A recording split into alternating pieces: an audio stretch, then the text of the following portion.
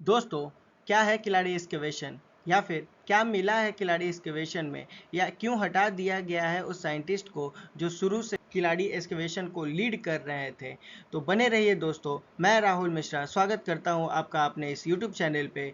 और आज हम जानेंगे खिलाड़ी एक्सकवेशन से जुड़ी सारी डिटेल्स को और समझेंगे कि आखिर ये न्यूज़ में क्यों है और इसके हिस्टोरिकल क्या क्या इम्पोर्टेंस है। तो चलिए दोस्तों, स्टार्ट करते हैं अपने इस टॉपिक को। अब देखते हैं कि खिलाड़ी न्यूज़ का मुद्दा क्यों बना हुआ है और समझते हैं। तो हुआ यूं है दोस्तों कि खिलाड़ी में 10 मीटर का एक लंबा दीवार मिला है। ठीक है, जो कि दिखाया जा वो उससे ये दिखता है कि वो एक गांव का क्षेत्र नहीं, वो एक शहरी और अर्बन एरिया था, इंडस्ट्रियल एरिया था। और तो और दोस्तों, कार्बन डेटिंग के अनुसार दिखाया गया है कि ये जो क्षेत्र है, कार्बन डेटिंग उसे बोलते हैं जो दोस्तों जिससे इतिहास का एज पता चले। ठीक है, तो खिलाड़ी में जो इसका जो एज पता किया गया है दोस्तों, वो 600 वर्ष प्राचीन या फिर 600 वर्ष पूर्व बताया गया है। तो दोस्तों, इसके बावजूद इसमें सेंटर में और स्टेट में ये डिस्प्यूट क्यों क्रिएट हो रहा है, या फिर सेंटर और स्टेट क्यों विवाद खड़े कर रहे हैं, तो चलिए हम लोग उसको भी समझते हैं। असल में दोस्तों, एएसआई जो आर्कियोलॉजिकल सर्वे ऑफ इंडिया है, जो सेंट्रल एजेंसी है, ठीक है, और तमिलनाडु की जो एजेंसी है जिसको हम लोग Tamil Nadu state development of archaeology बोलते हैं, हुआ क्या है कि इसमें एक एक्सकेवेशन के लीडरशिप को लेके लड़ाई हो रही है। क्यों, तो समझते हैं।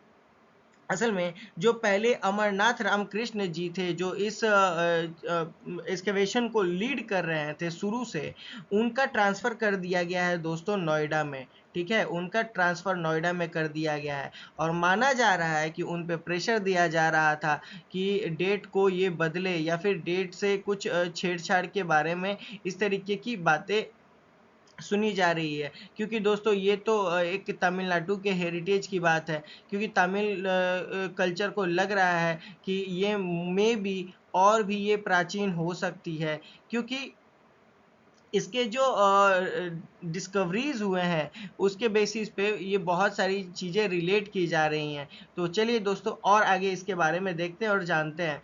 तो हुआ क्या है कि कुछ एविडेंसेस मिले हैं स्केलेटन के फॉर्म में, और उसका 3D स्कैनिंग किया गया है ह्यूमनाइजिंग के बेसिस पे, जो कि दिखाया जाता है कि उस टाइम पे लोगों का फेस कैसा था।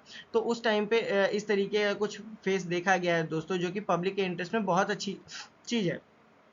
अब जानते हैं इसके बारे में एक सिंपल फॉर्म्स। ठीक है दोस्तों, अब खिलाड़ी के बारे में हम लोग जानते हैं कि क्या है खिलाड़ी। तो अगर इसको देखें तो खिलाड़ी विलेज जो है वो शिवगंगा डिस्ट्रिक्ट के पास है, जो तमिलनाडु के मदुरई के बगल में है। इसकी जो खुदाई चालू हुई थी दोस्तों, वो 2015 में हुई थी, जो कि आर्कियोलॉजिकल सर्वे ऑफ इंडिया ने इसको शुरुआत किया था। और करेंटली उसको एग्जीक्यूट कर रहा है Tamil Nadu state department of archaeology. अब इसका हिस्ट्री क्या है दोस्तों, हिस्टोरिकल इंपॉर्टेंस को भी समझते हैं। तो माना जाता है कि ये एक संगम एज अर्बन सिविलाइजेशन का एक पार्ट था। उसके बाद से ये दिखाता है कि ये कंटिन्यू उस कल्चर को मेंटेन किया था, अर्बन कल्चर को, जो कि आयरन एज से चला आ रहा था। ये कब था दोस्तों, 600 बीसी से लेके 100 सी तक। या फिर माना तो इस तरीके से भी जा रहा है दोस्तों कि ये तमिलनाडु जो सॉरी तमिल के जो सिविलाइजेशन थे, उसको इंडस वैली सिविलाइजेशन का जो अर्बन फेज था उसको भी ये जोड़ने का काम कर रहा है। लेकिन क्रोनोलॉजी क्या बोलती है दोस्तों, तो उसके अनुसार देखें तो उस टाइम के जो आर्टिफैक्ट्स मिले हुए हैं वो 600 बीसी पूर्व के हैं। और ये भी देखा जाता है कि कहीं ना कहीं वो मौर्यन एम्पायर या फिर अर्बन हड़प्पन फेज से भी कहीं ना कहीं वो कनेक्ट करता है। या फिर ये देखा गया है कि संगम एरा को सबसे प्रीवियस एज्यूम किया जा रहा है। ठीक है दोस्तों, मतलब सबसे पहले कि संगम एरा को ही हम लोग सबसे प्राचीन मानते थे, लेकिन अब इसको भी उस हिसाब से रिलेट किया जा रहा है।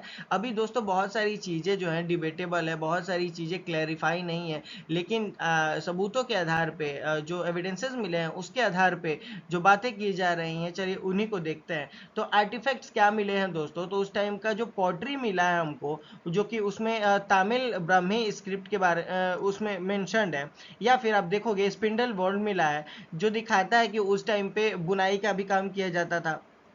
या फिर कुछ बीड्स मिले हैं, मोती या फिर आयरन के छोटे छोटे टूल्स मिले हैं, या फिर कुछ सोने मिले हैं दोस्तों, ऑर्नामेंट्स, गहने टाइप, या फिर कुछ डाइस मिले हैं जो खेलने के काम में आते थे उस टाइम पे लीजर पीरियड में, ये माना जाता है। या फिर आर्किटेक्चरल स्ट्रक्चर को अगर देखें या फिर आर्किटेक्चर को देखें दोस्तों, तो माना जाता है कि उस टाइम का जो ईंटें थे वो बहुत अच्छे थे, मतलब ईंटों का अच्छा यूज़ किया गया था। या फिर पानी के लिए बहुत अच्छे रिंग वेल्स हुआ करते थे।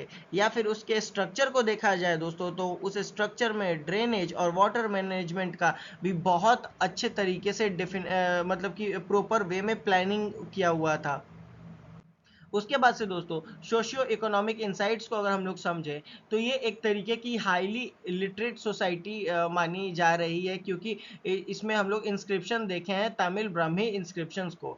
उसके बाद से माना तो ये भी जा रहा है कि जो ट्रेड हुआ होता था उन सभी उस टाइम पे, वो बीड्स और पॉटरी का होता था, जो कि दिखाता है कि ये एक नॉर्थ इंडिया से लेके और जो रोम के बीच था, उन लोगों के साथ इसका ट्रेड होता था।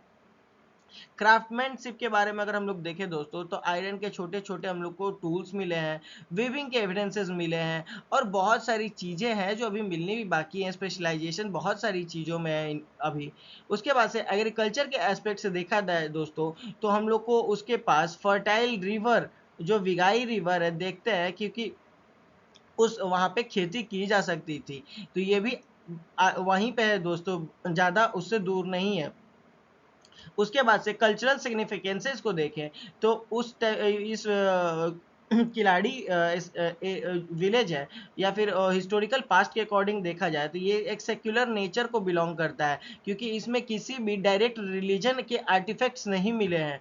उसके बाद से ये नॉन रिचुअलिस्टिक्स था, इसमें कोई धर्म से रिलेटेड कुछ किन्हीं भी चीज़ों को जिक्र नहीं किया गया है, क्योंकि ये अर्बन लाइफस्टाइल को ये दिखाया है। और उनका स्ट्रॉन्ग बिलीफ था दोस्तों कि पढ़ना है, या फिर उनका स्ट्रॉन्ग बिलीफ था कि अर्बन ऑर्डर को मेंटेन करना है और ट्रेड करते रहना है। और मेनली उनका एस्पेक्ट था कि वो लोग प्रॉफिट गेन इंटेंट वो लोग सरवाइव कर रहे थे, या फिर अपने सिविलाइजेशन को आगे बढ़ाने के वो लोग काम कर रहे थे।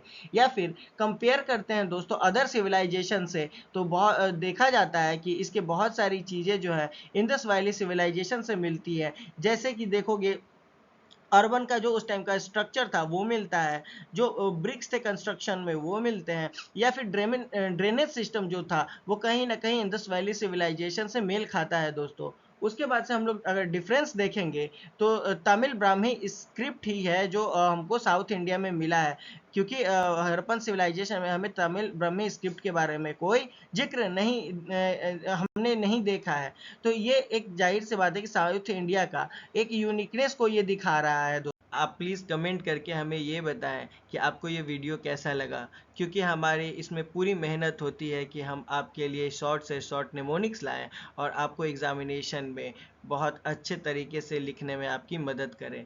तो कृपया कर जुड़े रहें हमारे चैनल से, और लाइक और सब्सक्राइब कर लें, जिससे आपको मिलते रहेंगे रेगुलर अपडेट्स। तो दोस्तों, तब तक के लिए अपना ख्याल रखें, और थैंक यू।